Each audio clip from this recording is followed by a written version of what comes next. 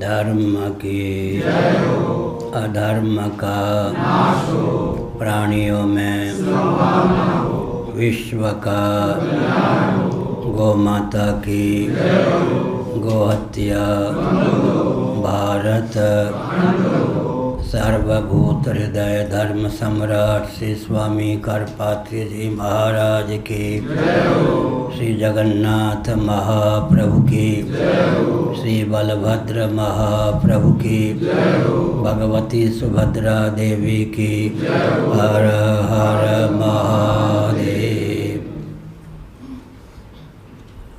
तस्यैव ते वपुरिदं निजकालशक्त्या संशोधितप्रकृतिधर्मण आत्मगूढम् अम्भस्यनन्तशयनात् विरमत्समाधेर्नाभेरभूत्स्वकणिकावटवन्महाब्जम्। श्रीमद्भागवत सप्तम स्कंद अध्याय 9 श्लोक 33। भक्त प्रवर प्रहलाद भगवान नृसिंह की स्तुति करते हैं। ब्रह्मा जी आनंद विभोर होकर उस स्तुति का श्रवण कर रहे हैं। प्रभु आप अपनी कार्य शक्ति से प्रकृति के गुणों को क्षुब्ध करके प्रेरित करते हैं।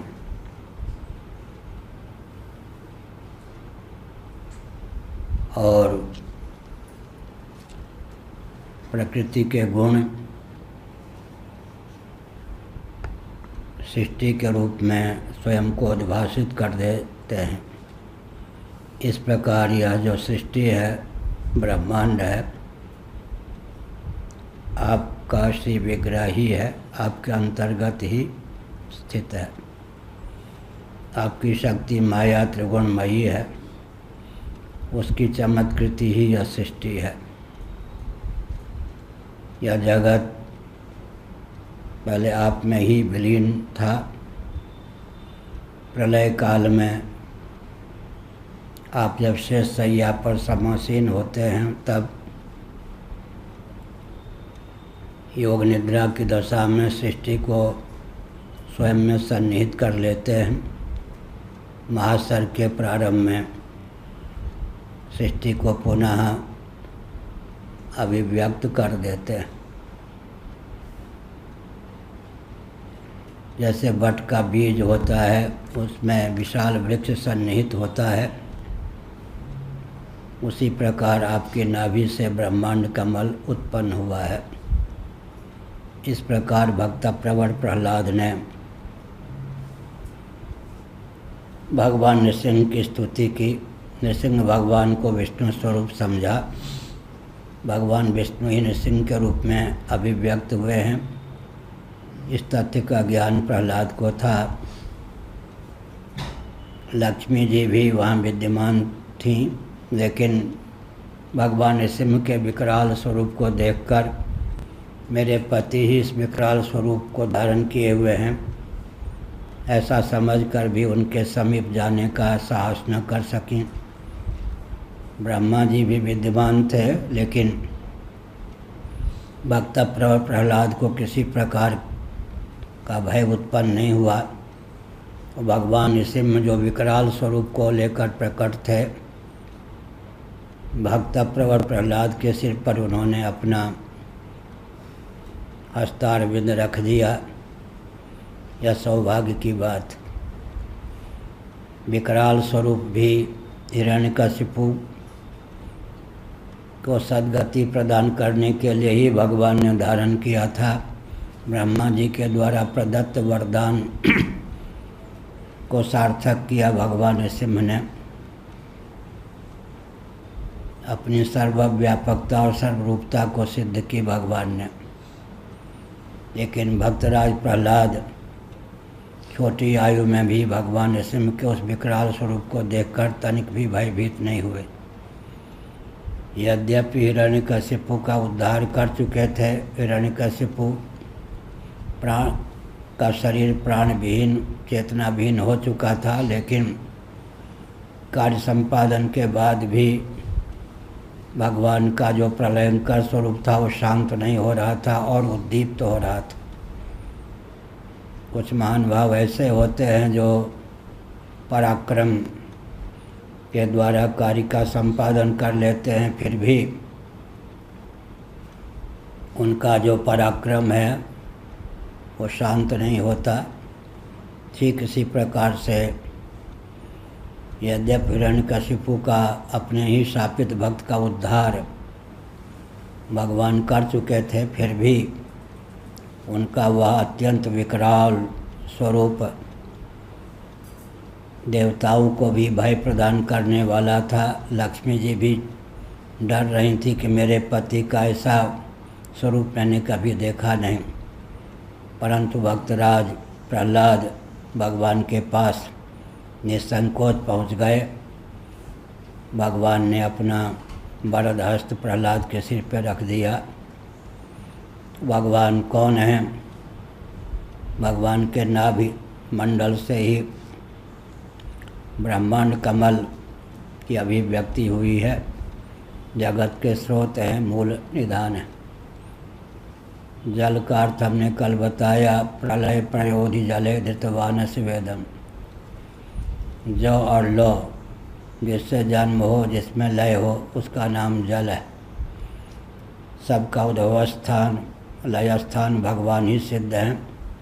सबकी उत्पत्ति स्थिति समृद्धि और सबका ईक्षण उद्भासन भगवान से ही संभव है।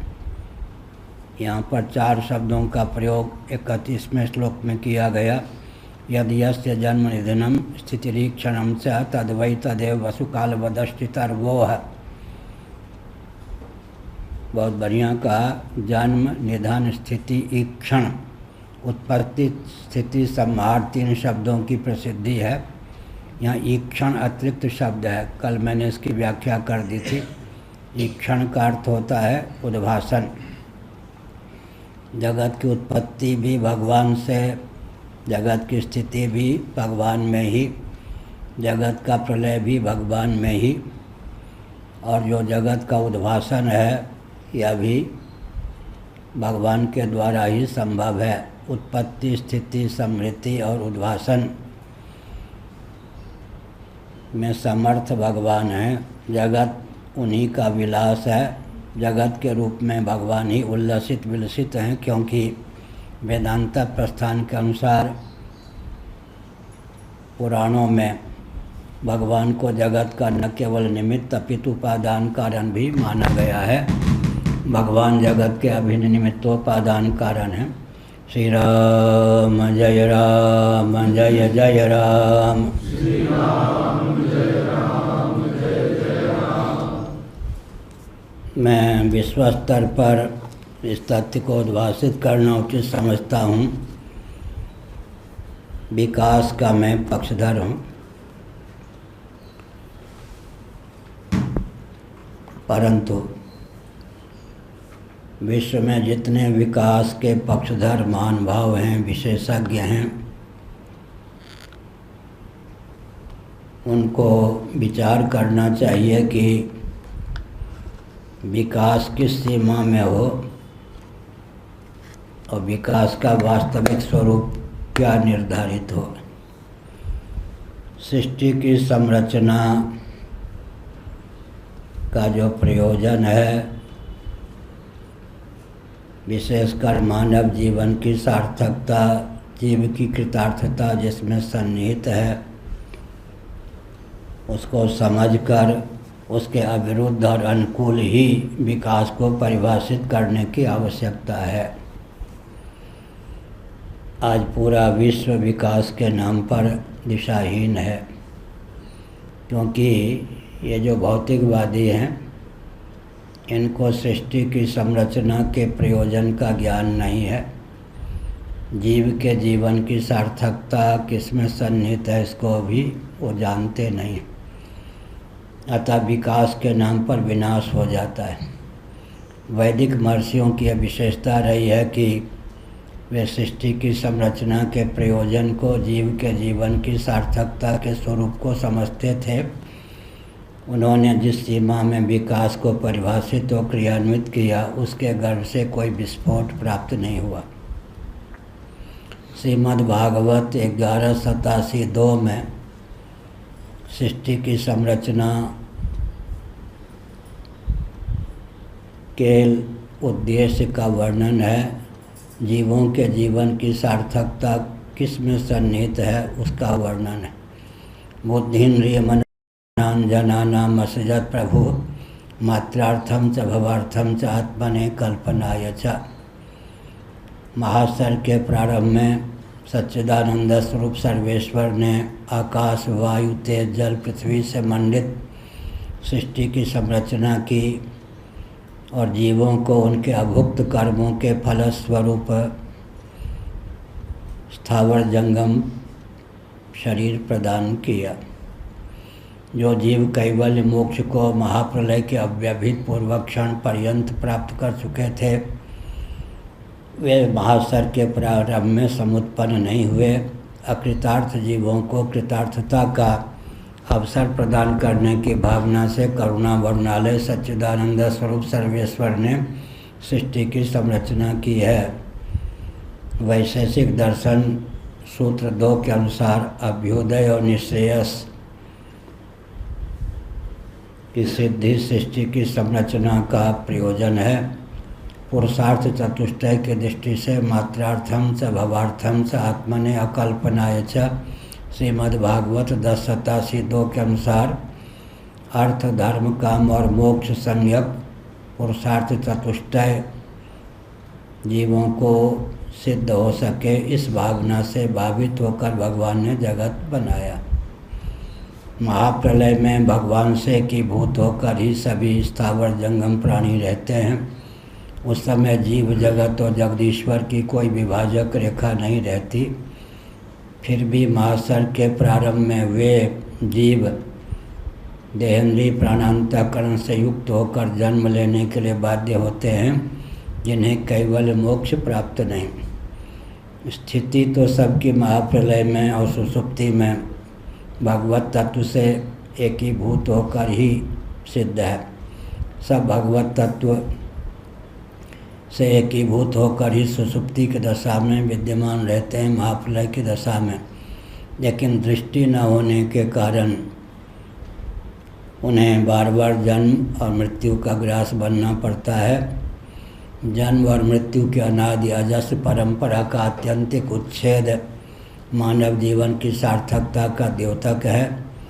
अंत में श्रीमद्भगवद गीता के 5वें अध्याय के अनुसार यही वितर्जित सर्गो ये साम्य स्थिता मनः निर्दोषम समम ब्रह्म तस्मात् ब्रह्मणि ते स्थिताः।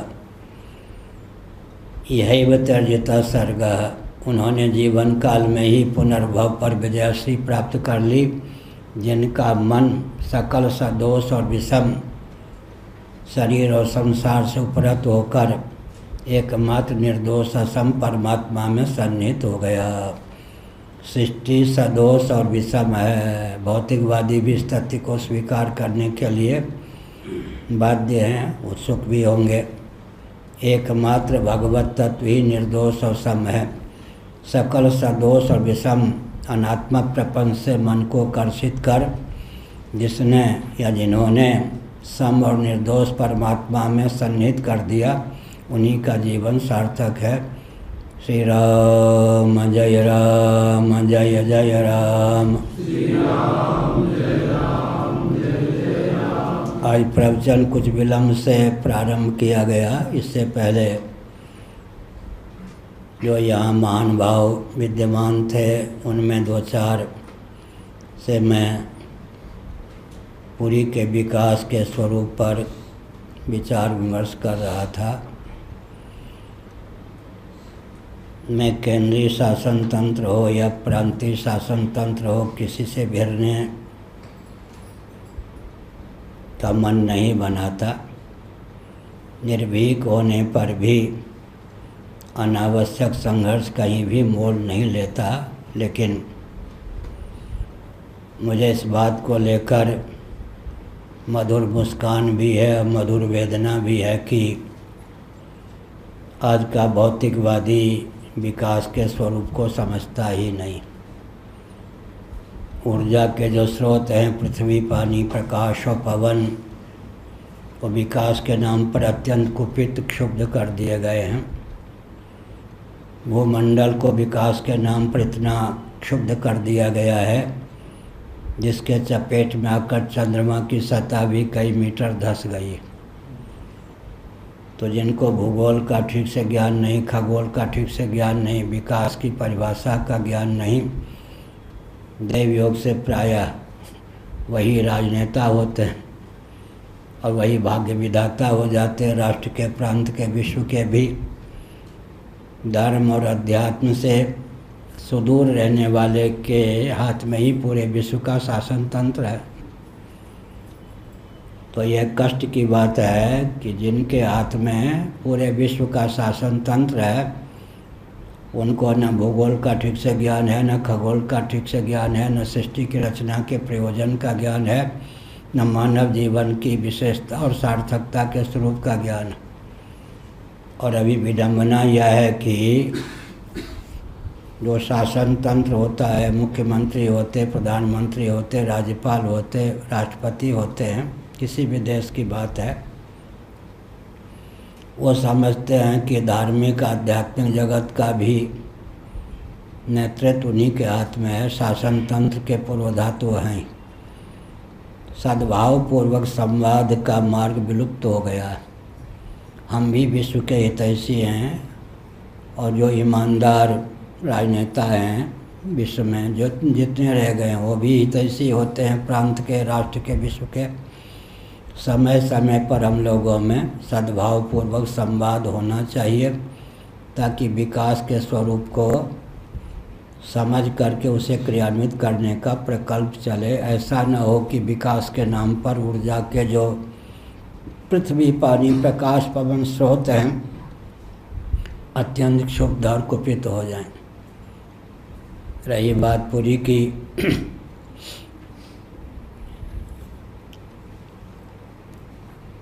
कोई रूप बदल करके आ जाए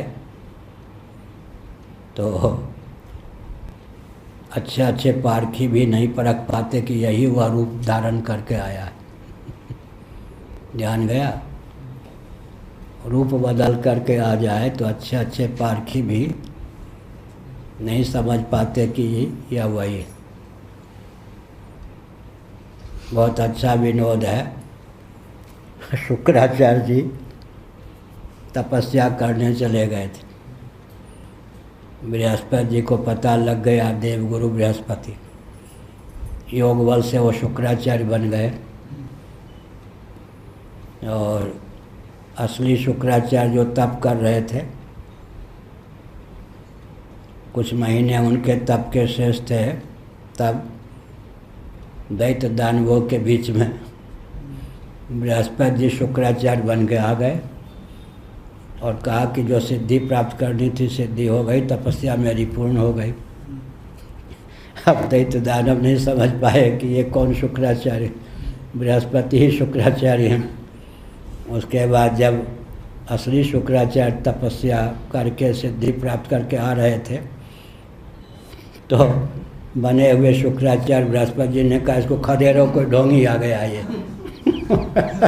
असली शुक्राचार्य दैत्यों ने खदेड़ के भेज दिया। शास्त्रों में लिखा, बड़ी विचित्र बात है। हमने बताया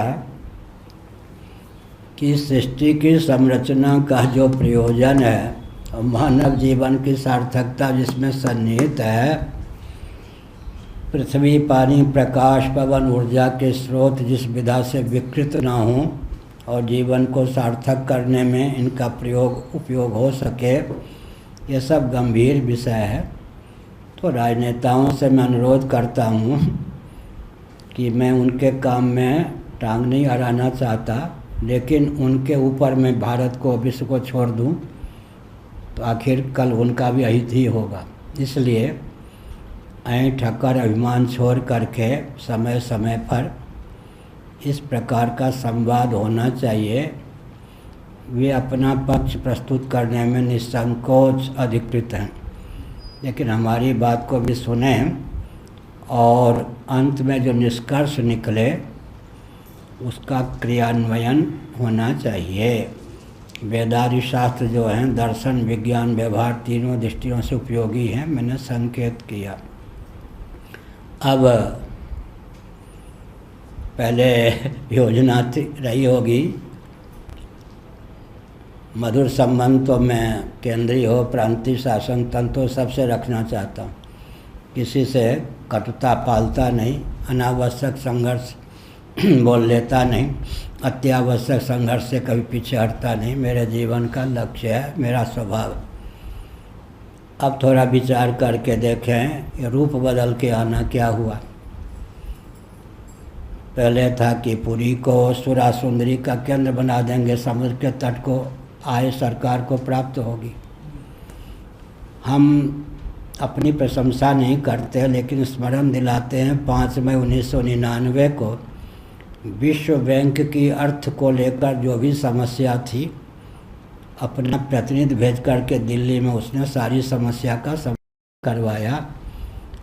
वो महिला 2 घंटे मेरे पास विश्व बैंक के प्रतिनिधि होकर बैठी रहे और नोएडा के सोमनाथ दीक्षित जी दुभाषिया का काम करते। 7.5 मिनटों में उसने विश्व बैंक की सारी समस्या मेरे सामने रखी और 7.5 मिनट में भगवान की कृपा से, गुरु गोविंद ग्रंथ की कृपा से मैंने समाधान किया। 7.5 मिनट प्रश्न, 7.5 मिनट में सारी समस्या का समाधान। उसके बाद वो महिला अनुमान से 50-55 के बीच की रही होगी उसकी आयु, और फूट फूट कर रोने लगी। तो मैंने कहा कि मैंने किसी प्रकार से तुम्हें कष्ट नहीं दिया, ऐसा कोई वाक्य नहीं मेरा जिससे तुम्हें कष्ट हो, रोती क्यों हो।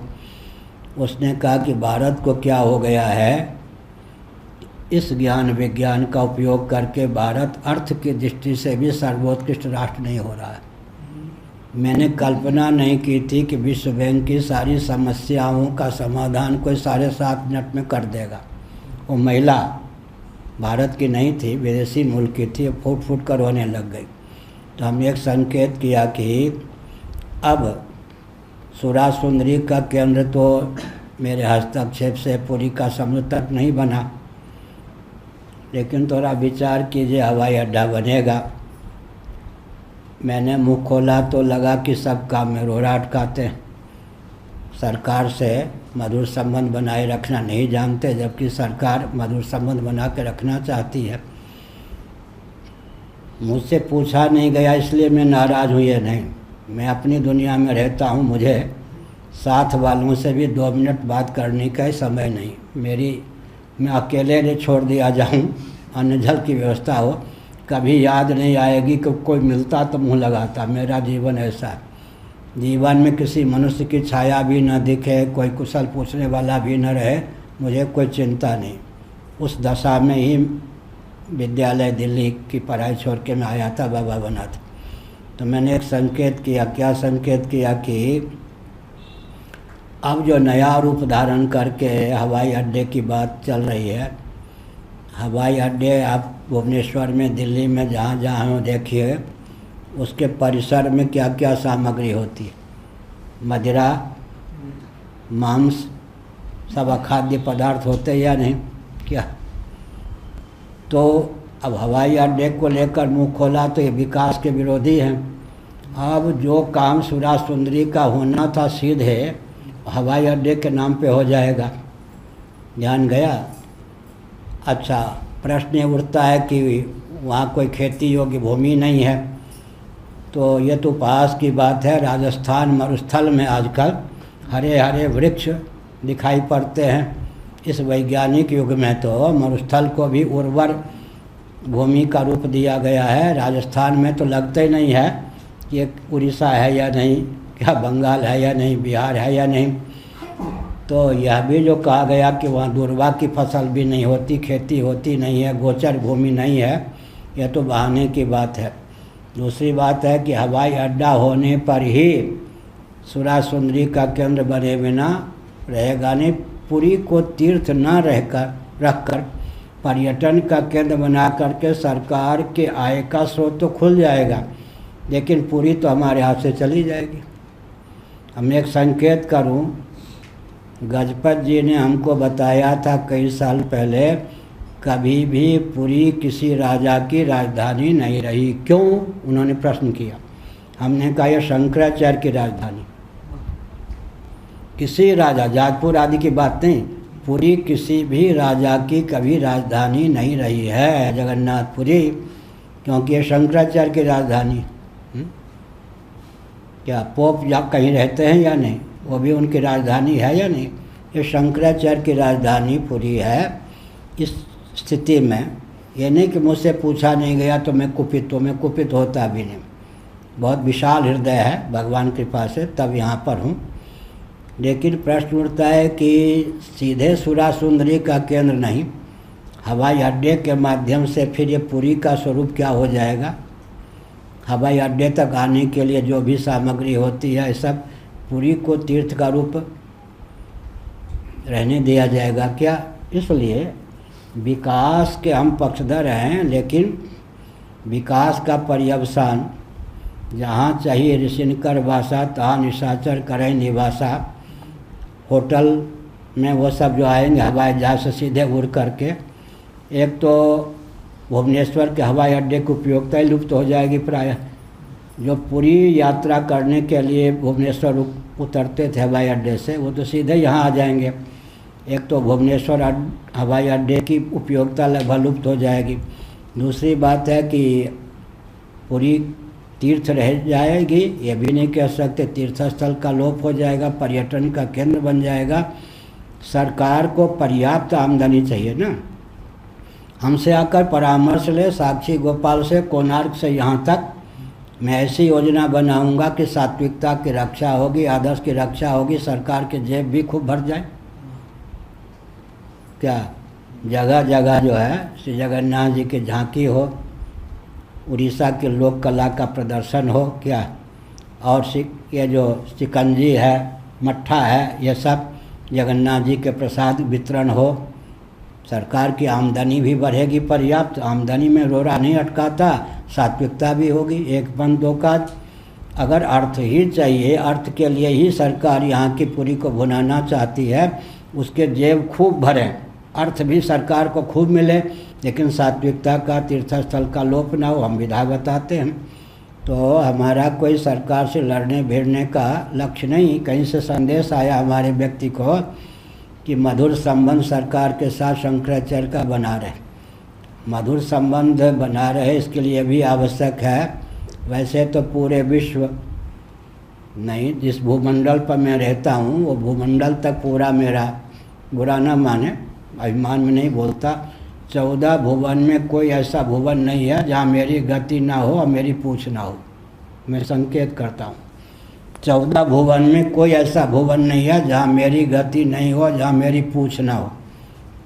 एक फिर पूरा भूमंडल ले लें, फिर पूरा भारतवर्ष ले लें, फिर पुरी ले लें, शंकराचार्य पुरी का क्षेत्रफल ले लें। हमने संकेत किया अगर धार्मिक राजधानी पुरी को भी आप हवाई जहाज़ के नाम पर ही विकृत कर देंगे। मैं एक उदाहरण देता हूँ। बद्रीनाथ हेलीकॉप्टर से उड़ के जो जाते हैं उनका मनोरथ सिद्ध नहीं होता। ये खुल्लम माने खुली बात अब हो गई है कि बद्रीनाथ जो हेलीकॉप्टर से उड़ के जाते हैं उनका मनोरथ सिद्ध नहीं होता।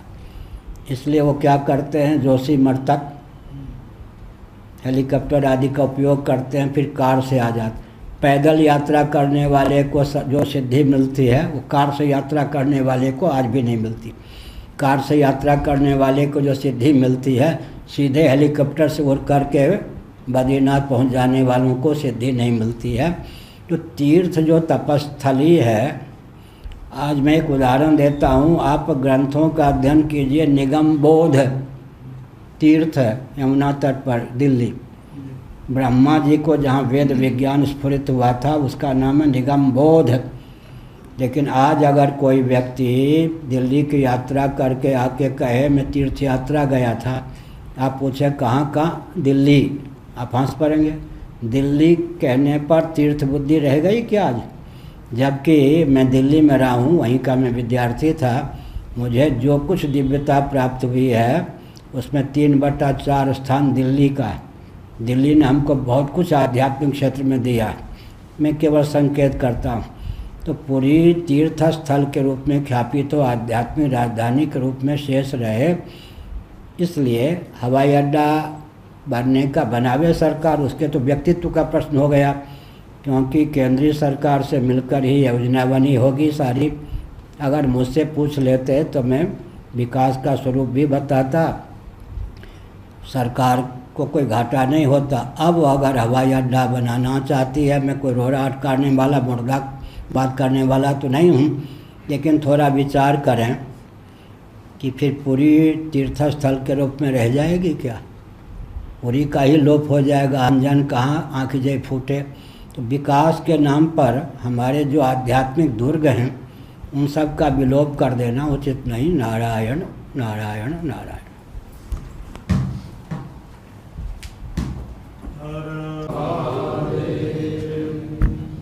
जगद्गुरु श्री शंकराचार्य भगवान की जय। सत्य सनातन धर्म की जय। धर्म की जय। अधर्म का